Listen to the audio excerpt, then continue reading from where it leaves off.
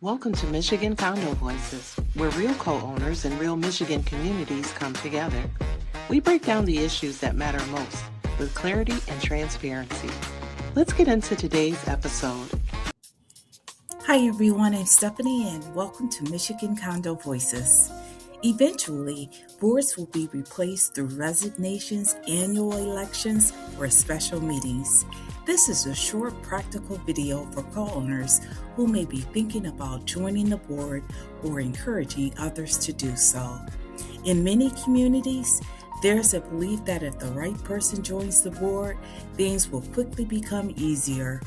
And I want to offer a realistic, respectful view of what board service actually requires, so expectations are grounded from the start. Serving on an HOA or condo board is not a symbolic role. It's not advisory, and it's not just about attending meetings. Board members take on fiduciary responsibilities, legal, financial, and ethical, on behalf of the entire association. That includes decisions that are unpopular, complex, and sometimes uncomfortable. Good intentions alone are not enough. Time, judgment, and stamina matter just as much.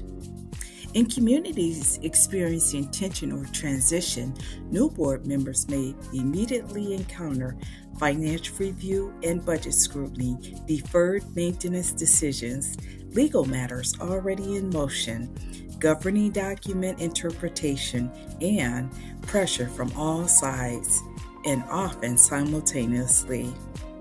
These are not short-term projects. They require sustained effort, transparency, and collaboration. It's understandable to hope that a familiar or trusted co-owner joining the board will fix things, but no single person can carry governance alone, and no board functions well without shared responsibility. Healthy change happens when multiple qualified co-owners step forward, expectations are realistic, and the community understands the scope of the work. If you're considering board service or encouraging someone else to do so, this isn't meant to discourage you, it's meant to prepare you. Strong boards are built through clarity, commitment, and shared effort, and informed participation is the first step.